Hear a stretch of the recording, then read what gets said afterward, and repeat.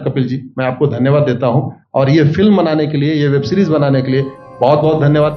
कहां का सत्यमेव जयते, कहां का सत्यमेव जयते, कहां का सत्यमेव जयते। सुप्रीम कोर्ट के जजेस, हाई कोर्ट के जजेस जरूर इसको देखें और आत्मचिंतन करें कि भारत की न्याय प्रणाली कहां पहुंच गई है। भारत में टोटल 5 करोड़ केसेस तो वो हैं जो district court, high court, supreme court में है। इसका मतलब 5 करोड़ परिवार न्याय की आशा में बैठा हुआ है।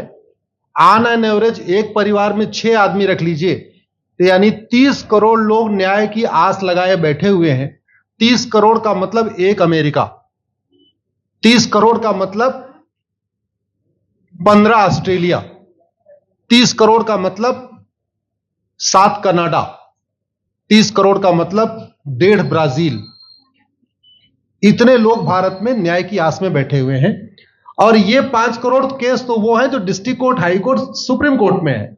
इसके पैरेलल हमारे देश में एक और जुडिशियल सिस्टम है, उसको कहते हैं तहसीलदार, एसडीएम, एडीएम, डीएम, कमिश्नर, जहां पे चकबंदी के मुकदमे चलते हैं। वो इस 5 करोड़ में काउंटेड नहीं है। जो तहसीलदार के यहां मुकदमा होता है, एसडीएम के यहां मुकदमा होता है, एडीएम के यहां होता है, डीएम के यहां होता है, चकबंदी अधिकारी जिसको सीओ कहते हैं, डीडीसी कहते हैं, एसओसी कहते हैं, वो इसके पैरेलल में है और 5 करोड़ मुकदमे वहां पे भी चल रहे हैं। इसका मैं लाइव एग्जांपल देना चाहूंगा भारत की ब्लैक जस्टिस सिस्टम का। 1985 में जौनपुर में एक 10 बीघे जमीन का मुकदमा शुरू हुआ था। अभी वो सबसे नीचे पायदान पे है, जिसको कहते हैं चकबंदी अधिकारी। 1985 में मुकदमा शुरू हुआ, 2023 आ गया, लगभग 37 साल बीत चुके। 37 साल में यह नहीं तय हो पाया कि असली विल कौन सी है। 2 लोगों ने क्लेम किया, वो कह रहे हैं मुझे विल मिली है, वो कह रहे हैं मुझे विल मिली है। 37 साल में यह नहीं डिसाइड हो पाया असली विल किसकी है। अगर मान लीजिए आज डिसाइड हो जाए तो सीओ के बाद एसओसी, एसओसी के बाद डीडीसी, डीडीसी के बाद हाई कोर्ट, हाई कोर्ट के बाद सुप्रीम कोर्ट, यानी अभी 35 साल और लगेगा, 70 साल लगेगा। सेकंड जनरेशन मुकदमा लड़ रही है, ऑलरेडी सेकंड जनरेशन मुकदमा लड़ रही है और इसी स्पीड से काम हुआ तो मुझे लगता है थर्ड जनरेशन आके मुकदमा तब जाके सुप्रीम कोर्ट पहुंचेगा। दूसरा एग्जाम्पल, एक ग्लेरिंग एग्जाम्पल आपको देता हूं। 1971 के वॉर में पाकिस्तान में बम फेंकने वाले, पाकिस्तान के फौजियों के बहुत सारे बैंकर तोड़ने वाले एक कर्नल कबोत्रा है, पंचकुला में रहते हैं। दुश्मनों को उन्होंने दांत तोड़ दिए। आज 2000 से उनके मकान पे किसी ने कब्जा किया हुआ है। 2023 आ चुका है, 23 साल में वो अपने मकान को नहीं छुड़ा पाए। अभी मामला पंचकुला की डिस्ट्रिक्ट कोर्ट में है, उसके बाद चंडीगढ़ हाई कोर्ट जाएगा, फिर सुप्रीम कोर्ट जाएगा। तो 23 साल में वो सबसे नीचे पायदान पे है। वास्तविकता यह है, अंग्रेज चले गए, अंग्रेजी कानून यहीं छोड़ गए, अंग्रेजी व्यवस्था यहीं छोड़ गए। यह व्यवस्था भारत में न्याय देने के लिए नहीं बनी थी। यह जो न्यायिक जुडिशियल सिस्टम था भारत में जो बनाया गया, वो केवल और केवल भारत को लूटने बांटने के लिए बनाया गया था। चूंकि कानून वही चल रहा है, जुडिशियल सिस्टम वही चल रहा है, इवन हमारा ड्रेस भी वही चल रहा है। अंग्रेज काले कपड़े पहनते थे, हम भी काले कपड़े पहनते हैं। अंग्रेज जून के महीने में उनको गर्मी लगती थी तो 1 महीने छुट्टी करके इंग्लैंड चले जाते थे। आज भी हमारा हाई कोर्ट, सुप्रीम कोर्ट पूरे मई जून बंद रहता है।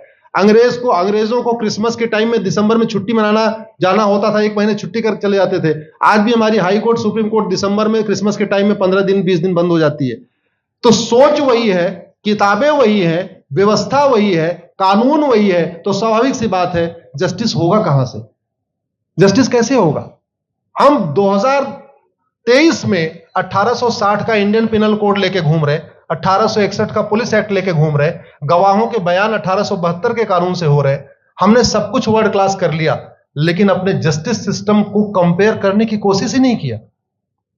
जितने में एक एयरपोर्ट बनता है, एक एयरपोर्ट बनाने में 25,000 करोड़ की लागत आती है। अगर हमारी सरकारों ने एक एयरपोर्ट की कीमत जुडिशियल सिस्टम पे खर्च कर दिया होता तो हमारी न्यायिक व्यवस्था अच्छी हो गई होती। आज घटिया, चूंकि अकाउंटेबिलिटी नहीं है, जुडिशियल सिस्टम में कोई अकाउंटेबिलिटी नहीं है। किसी के साथ न्याय हो जाए, अन्याय हो जाए, कोई फर्क नहीं पड़ता। निर्दोष को जेल हो जाए, जज की कोई अकाउंटेबिलिटी नहीं। दोषी को बेल हो जाए, जज की कोई अकाउंटेबिलिटी नहीं। लाख लोग जेल में सड़ रहे हैं, लाखों धोखेबाज भ्रष्टाचारी बाहर घूम रहे हैं, मूल कारण है ब्लैक जस्टिस सिस्टम। आपने बहुत अच्छा आपने इस पे वेब सीरीज बनाया है, और इस देश में world class airport, world class highway, world class shopping mall, सब कुछ वर्ल्ड क्लास बना लिया। इनफैक्ट अपना मोबाइल का डेटा सुरक्षित रखने के लिए हमारे सांसद, विधायक, जज आईफोन भी यूज करते हैं। अमेरिका का आईफोन यूज करते हैं हमारा डेटा सुरक्षित हो जाए, लेकिन भारत सुरक्षित हो जाए उसके लिए यह नहीं देखते कि जापान में कौन सा कानून है, अमेरिका में कौन सा कानून है, सिंगापुर में क्या अच्छा चल रहा है। कनाडा में रेंट का मामला एक डेट में खत्म होता है। सिंगापुर में अभी कुछ दिन पहले एक व्यक्ति के पास 900 ग्राम गांजा पाया गया, उसको फांसी हुई है। दोबारा वहां ड्रग स्मगलिंग होगी क्या? तो भारत में चाहे वो ड्रग स्मगलिंग है, माफिया राज है, ह्यूमन ट्रैफिकिंग है, इन सब के लिए हमारा जस्टिस सिस्टम जिम्मेदार है। कोई भी अपराध होता है उसमें दो पक्ष होता है, एक पीड़ित, एक अपराध करने वाला। जो पीड़ित होता है वो चाहता है जल्दी उसको न्याय मिल जाए, अपराध करने वाला चाहता है मुकदमा लंबा चले। भारत का न्यायिक सिस्टम अपराध करने वाले के साथ खड़ा है। बलात्कारी चाहता है उसका मुकदमा 30 साल चले, और मुकदमा 30 साल चलता है। भू माफिया चाहता है कि गरीब की जमीन पे कब्जा कर ले, उसका मुकदमा 50 साल चले, और आज की डेट में मुकदमा 50 साल चल रहा है। इसका मतलब वर्तमान न्यायिक सिस्टम बलात्कारी के पक्ष में है, भू माफिया के पक्ष में है, ड्रग स्मगलर के पक्ष में है, ह्यूमन ट्रैफिकर के पक्ष में है, नक्सलियों के पक्ष में है, माओवादियों के पक्ष में है, जो लोग देश विरोधी काम कर रहे हैं उनके पक्ष में है। 40 साल 50 साल के बाद किसी व्यक्ति ने मिलावट करके लोगों का स्वास्थ्य खराब कर दिया, उसको 50 साल के बाद सजा हो रही है। इस बीच उसने कम से कम पता नहीं कितने लोगों का और भी कर दिया। तो ये जो जस्टिस सिस्टम होता है दवा की तरीके काम करता है। जैसे दवा अच्छी होती है बीमारी तुरंत ठीक हो जाती है, अगर दवा घटिया होती है तो बीमारी बढ़ जाती है। दवा खाने के बाद शरीर एज इट इज नहीं रहता, या तो बीमारी ठीक होती है या तो बीमारी बढ़ती है। अगर कोई आदमी एक गांव में किसी के साथ कुछ गलत कर दे, उसको 6 महीने के अंदर सजा हो जाए, साल भर के अंदर हो जाए, दूसरा अपराध वहां नहीं होगा। लेकिन अगर उस व्यक्ति को पनिशमेंट नहीं मिला तो स्वाभाविक सी बात है उसने उसको और मोटिवेट कर दिया। कहते नहीं ऐसे बुखार है, तुरंत 2 गोली खाइए बुखार ठीक हो गया, लेकिन अगर आपने दवा नहीं खाई या गलत दवा खा लिया तो टाइफाइड होगा या निमोनिया होगा। दुर्भाग्यवश ये हमारा जस्टिस सिस्टम यही कर रहा है। आज की डेट में जितनी समस्याएं हैं, चाहे वो घूसखोरी है, जमाखोरी है, मिलावटखोरी है, कालाबाजारी है, नशा तस्करी है, मानव तस्करी है, सोना तस्करी है, ड्रग स्मगलिंग है, या नक्सलवाद है, या माओवाद है, या कट्टरवाद है, जो भी समस्याएं हैं, उसका एक बहुत बड़ा कारण यह है कि हमारा जस्टिस सिस्टम उसको टैकल नहीं कर पा रहा है, उसको पकड़ नहीं पा रहा है, और इसीलिए भारत में अराजकता है। मैं तो इतने जानता हूं, ऐसी कोई बीमारी नहीं जिसकी कोई दवाई नहीं, ऐसी कोई समस्या नहीं जिसका कोई समाधान नहीं। हम हर चीज के लिए बाहर से चीजें खरीदते हैं, तो हम ये क्यों नहीं देख रहे हैं कि आखिर चाइना का जस्टिस सिस्टम कैसा है, सिंगापुर का कैसा है, कनाडा का कैसा है, फ्रांस का कैसा है, और अमेरिका का कैसा है। हम क्यों नहीं बेस्ट प्रैक्टिसेस उनकी अडॉप्ट कर लेते। दुनिया के कई देशों ने नार्को पॉलीग्राफ ब्रेन मैपिंग कानून बना दिया। मेरी बहन दीपिका नारायण बैठी हुई है, ये लगातार फॉल्स केसेस के खिलाफ, इनको मैं देखता रहता हूं, एक्टिव रहती है। एक कानून बन जाए नार्को पॉलीग्राफ ब्रेन मैपिंग, और कंप्लेन पे अंडरटेकिंग ले लिया जाए कि जो कुछ मैं शिकायत कर रहा हूं इसके लिए मैं अपना नार्को पॉलीग्राफ ब्रेन मैपिंग कराने के लिए तैयार हूं, हजारों की संख्या में फेक केसेस खुद ही खत्म हो जाएंगे। आज की डेट में लोग जुडिशरी की लापरवाही के साथ साथ फर्जी केस से परेशान है, फर्जी गवाही से परेशान है, फर्जी एफआईआर से परेशान है, हजारों परिवार परेशान है। कई बार देखा गया कि जो फैमिली के केसेस होते हैं उसमें कितने सारे फेक केसेस भी आ रहे हैं। तो जो वास्तव में दोषी हैं उनको पनिशमेंट नहीं मिल पा रहा है, जो निर्दोष हैं उनके खिलाफ फर्जी केसेस हो रहे हैं। आज की डेट में गांव में एक दबंग अगर जमीन कब्जा कर लेता है, किसी की हिम्मत नहीं पड़ती उसके खिलाफ कोई गवाही दे दे। लोगों को अपनी जमीन छुड़ाने में 30-30 साल लड़ना पड़ रहा है, 35 साल लड़ना पड़ रहा है। अगर 30 साल 35 साल के बाद कक्कड़ जी उसको अपनी जमीन मिल भी गई तो उसके साथ न्याय कहां हुआ? 35 साल में उसका टाइम बर्बाद हो गया, 35 साल में उसका पैसा बर्बाद हो गया, 35 साल वो मेंटल ट्रॉमा में रहा, 35 साल उसने तारीख पे तारीख झेली है। और मैं तो डिस्ट्रिक्ट कोर्ट में कई बार जाके देखा, ऐसे परिवारों को देखता हूं जिनके पास बस से आने के लिए पैसा नहीं है, साइकिल से आते हैं। ऐसे परिवारों को देखता हूं जो चाय नहीं पी सकते अपने पैसे से, बेचारे घर से रोटी बांध के और अचार लेके आते हैं, लेकिन वहां मजबूरी में वकील को पैसा देते हैं। तो हमारी कोर्ट कचहरी वास्तव में दलाली का अड्डा बन गया है। हमारी कोर्ट कचहरी भ्रष्टाचार का अड्डा बन गया है। और मैं दुख के साथ कहना चाहूंगा, अदालतों में न्याय हो नहीं रहा है, बल्कि न्याय बिक रहा है। जिनके पास पैसा है, वो उन्होंने कितना बड़ा क्राइम किया हो, मर्डर किया हो, रेप किया हो, उनको जमानत हो रही है। और जिनके पास नहीं है, वो बेचारे जेल में सड़ रहे हैं। कई बार तो देखा गया, मैंने मेरे मर्डर किया एक्स अनंत सिंह ने, लेकिन एक्स अनंत सिंह बाहुबली थे, उन्होंने थानेदार को 20 लाख रुपए दिया, वो वाई अनंत सिंह को लेकर जेल में डाल दिया। नाम वही है। अब उसके बाद क्या हुआ, 20 साल मुकदमा चला और फिर सबूत के अभाव में छूट गया। तो जिसने मर्डर किया वो तो कभी जेल गया ही नहीं। एक निर्दोष जेल गया, 10-20 साल के बाद उसने अपना जमीन बेचा, सब कुछ किया, मां बाप सब कुछ तबाह हो गए, फिर वो सबूत के अभाव में छूट रहा है।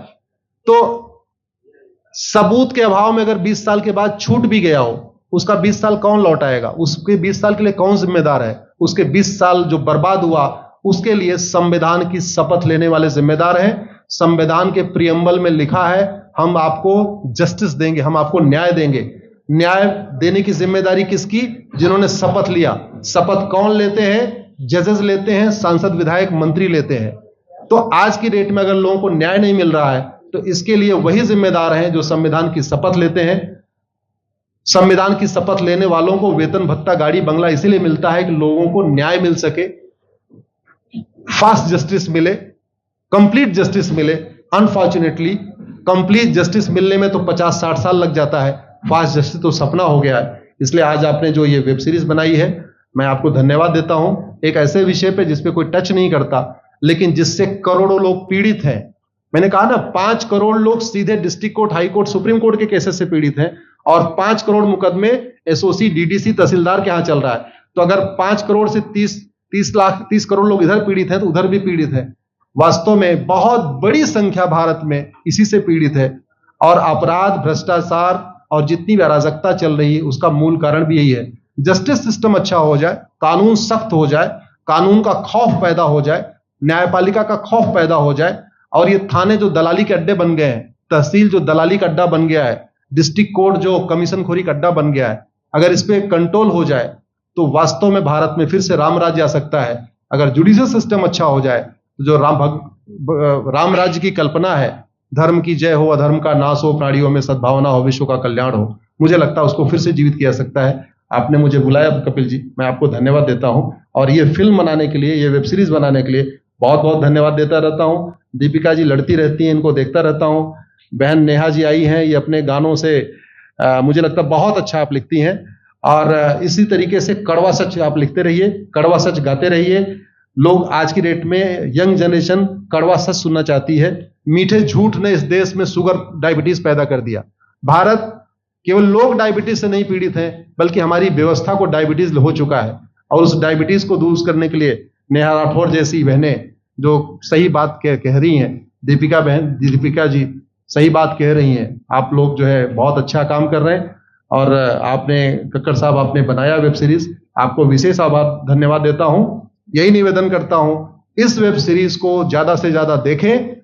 और खास तौर पे अगर आपके जानने वाले कोई जज हैं, कोई आईएएस हैं, कोई आईपीएस हैं, मंत्री, सांसद, विधायक हैं, उनको भी एक बार फोन करके, व्हाट्सएप करके एक बार कहिए कि वो भी इसको जरूर देखें। क्योंकि अल्टीमेटली न्यायिक व्यवस्था बदलने की जिम्मेदारी उन्हीं की है जिनको वेतन, भत्ता, गाड़ी, बंगला, free air ticket, free rail ticket और वीआईपी व्यवस्था मिलती है। ये व्यवस्था उन्हीं को बदलनी है। जय हिंद, धन्यवाद।